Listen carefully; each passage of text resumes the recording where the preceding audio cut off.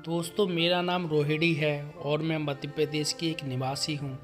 मेरी उम्र 25 वर्ष है और मैं एक सुंदर, आकर्षक और आत्मविश्वासी लड़की हूँ। मेरे शरीर का माप 28, 30, 32 है, यानी मेरी कमर, हिप्स और छाती का माप 28 इंची, 30 इंची और 32 इंच है। मैं खुद को शारीरिक रूप से स्वस्थ और फिट रखने के लिए नियमित रूप से व्यायाम करती हूँ और अपने शरीर की देखभाल पर ध्यान देती हूँ।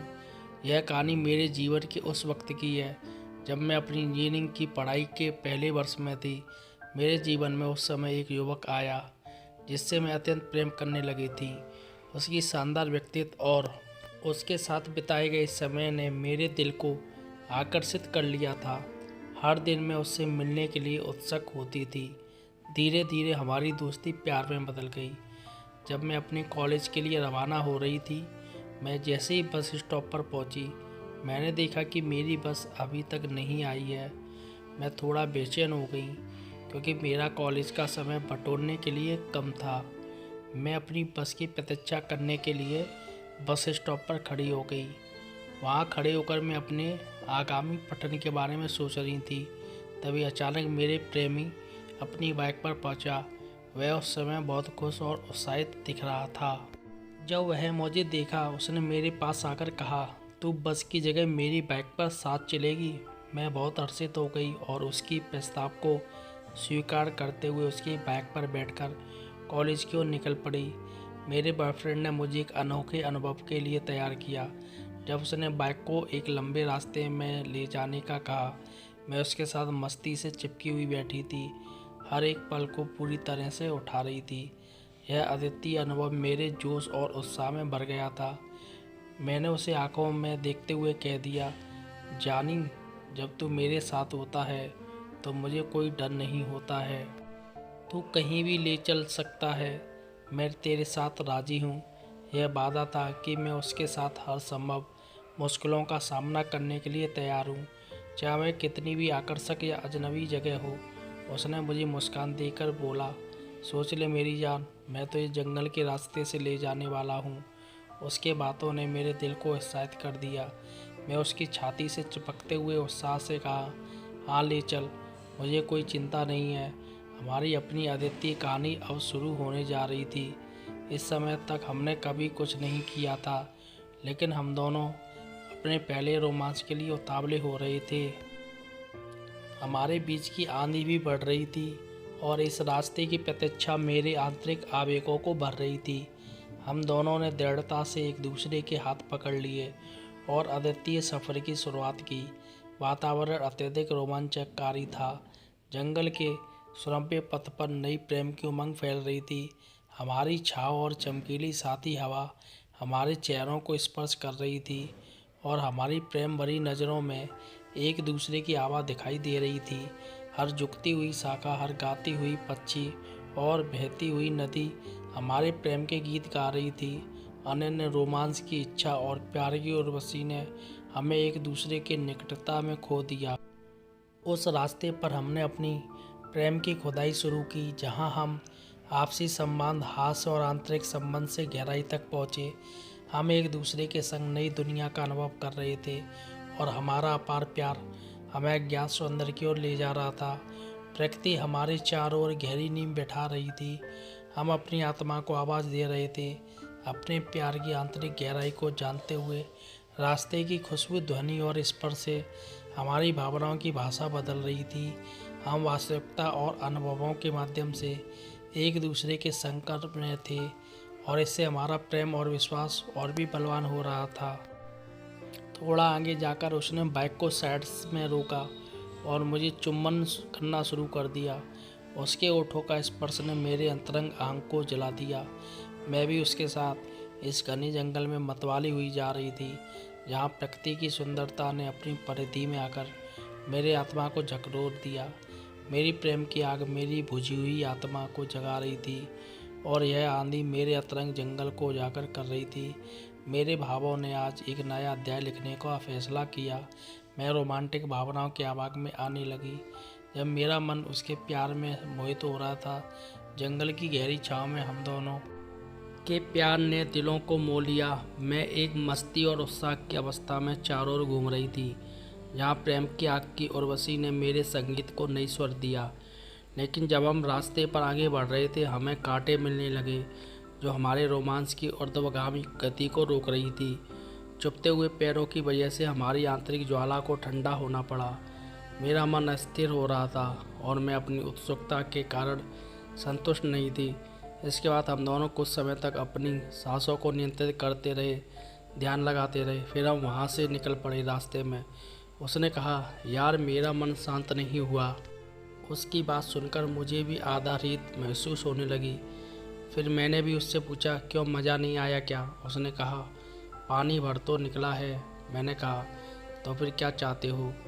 उसने जवाब दिया, चलो एक दोस्त के फ्लैट में चलते हैं। मैंने पूछा, क्या कोई समस्या हो सकती है? उसने कहा, मैं पहले उससे बात कर लेता हूँ। मैंने कहा, उसे फ्लैट से जाने की कह देना, तभी ठीक रहेगा। उसने सहमति दी। ठीक है। उसने अपने दोस्त फ़ोन पर अपने दोस्त से बात की और उसका दोस्त ने उसे राहत दिलाई और बताया कि वह थोड़ी देर में जाने वाला है। इसके बाद मेरे बॉयफ्रेंड ने मुझसे पूछा, अब तो सब ठीक हो गया ना? मैंने मुस्कुराते हुए हाँ कह दी। हम दोनों उसके फ्लैट की ओर बढ़ चले। वहाँ पहुंचकर हमने दोस्त के दरवाजे की ओर बढ़ना शुरू किया। हमें दरवाजे पर उसका इंतज़ार करना पड़ा। थोड़ी देर बाद दरवाज़ा खुला और हमारा दोस्त खुशी से हमें स्वागत करते हुए बोला, तुम आ गए, मैं तो अभी अभी जाने वाला था। हमने एक दूसरे को हंसते हुए देखा और हम तब एक दूसरे के साथ उसके फ्लैट में चले गए। जब हम उसके फ्लैट में पहुँचे, उसके दोस्त ने हमें पानी और अन्य सुविधाएं प्रदान की और बोला, यार मुझे जाना है, तू यह चाबी ले और दरवाजे को बंद करके बाहर एक जगह पर छुपा देना। मेरे बॉयफ्रेंड ने उसके कहने पर हाँ कह दी और उसका दोस्त फ्लैट से बाहर चला गया।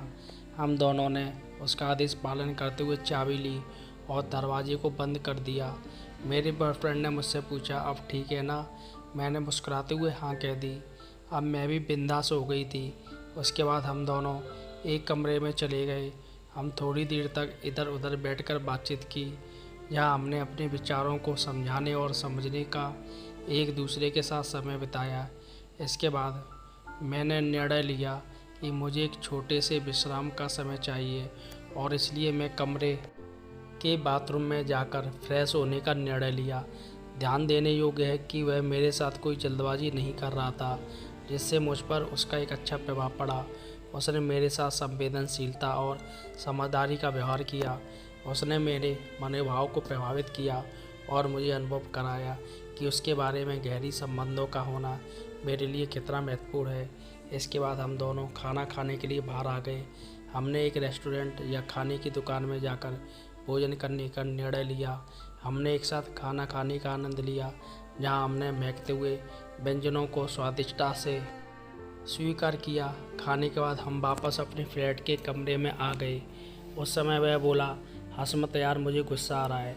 मैंने उसे समझाने की कोशिश की और बोली, तो तुम अपना सारा गुस्सा मेरे तीतर में निकाल दो। उसने मुझे पकड़ा, मेरे हाथों को अपने गहनों पकड़कर मुझे उसकी काबिलियत और संघर्ष की जोरदार मिसाल देखने के लिए अपने लोहे को पकड़ा। उसने वह लोहा तीतर में धकेल दिया और सिर्फ एक ही चाल में सफलतापूर्वक उसे पूरी तरह से मेरे तीतर में घुसा दिया। मैं तीव्र दर्द के कारण तड़पने लगी और मेरे सुख से और रोंगटे खड़े करने वाले कराहे निकालने लगी। यह दर्द मेरे शरीर को परेशान कर रहा था और मैंने उसे मना करने की कोशिश की, लेकिन इस बार उसने मेरी एक बात भी नहीं सुनी और अपने लोहे की सहायता से तीतर की खुदाई करना जारी रखा। उसका लोहा तेजी से और बिना किसी रुकावट के तीतर के भीतर घुसता रहा, जिसके परिणाम स्वरूप मेरे तीतर की सील टूट चुकी थी और उसका लोहा तीतर के भीतर तक व्यवस्थ हो गया था। मैं दर्द से भरी आहें भर रही थी जो मेरे मुख से निकल रही थी। मेरे शरीर की दर्द की तीव्रता और गहराई बढ़ रही थी। मेरे तीतर की स्थिति बहुत खराब हो गई थी। मैं बेबस हो गई थी और अपने दर्द को रोकने की कोशिश कर रही थी, लेकिन उसने मेरी आवाज़ को अनदेखा करते हुए अपनी कार्रवाई जारी रखी। कुछ समय बाद मेरा दर्द कम हुआ और मैं भी उसका साथ देने लगी। वह मेरी दबाते हुए चिथड़े उड़ाने में लगा था। मैं जल्दी निकल गई, मगर वह लगा रहा। कुछ देर बाद मैं उठी और देखा कि बिस्तर पर आलोचनात्मक रंगों के दाग प्रकट हो रहे थे। वे लाली लाल थे और बिस्तर की सफ़ेद चादर पर अस्थायी निशान छोड़ रहे थे। यह दृश्य मुझे घबराहट महसूस कराया। मेरे मुख पर चिंता की झलक दिखाई दी। हालांकि वह इस परिस्थिति पे हंसने लगा और मेरी चिंता को हंसी में बदल दिया।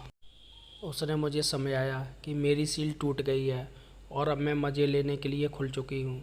वह यह समझाने का प्रयास कर रहा था कि यह एक नर्सिंग प्रक्रिया है और इससे मेरी आज़ादी बढ़ जाती है। इस बात का इसका मतलब यह था कि अब मैं अपने आप को अधिक स्वतंत्र महसूस कर सकती हूँ और मज़े ले सकती हूँ। वह उदासी और घबराहट के स्थान पर मेरे मन में आनंद और स्वतंत्रता का भाव पैदा करने का प्रयास कर रहा था। उसकी बातों से मैं धीरे धीरे अपनी चिंता को छोड़ दिया और उसके प्रस्ताव की ओर ध्यान केंद्रित किया। मुझे भी मज़ा आने लगा। मैंने सोचा कि अब खेल ख़त्म हो गया है। मैं आज पूरी तरह से तृप्त हो गई थी। तो दोस्तों, यह मेरी लव स्टोरी है। आपको कैसी लगी मुझे ज़रूर बताएं और आप अपनी राय मुझे कमेंट बॉक्स में ज़रूर लिखिए।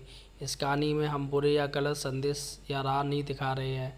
हमारी कहानी आपको नकारात्मक या अनुचित विचारों की ओर नहीं ले जाएगी। हमारा उद्देश्य सिर्फ मनोहारी मनोरंजन करना है जो आपको आनंददायक कल्पनाओं में ले जाती है। हम आपके समर्थन के लिए आभारी हैं और आशा करते हैं कि आपको हमारी कहानी पसंद आएगी और आप इसे अपने दोस्तों और परिवार के साथ साझा करेंगे। इसी तरह की कहानी देखने के लिए अभी इस चैनल को भी सब्सक्राइब कीजिए।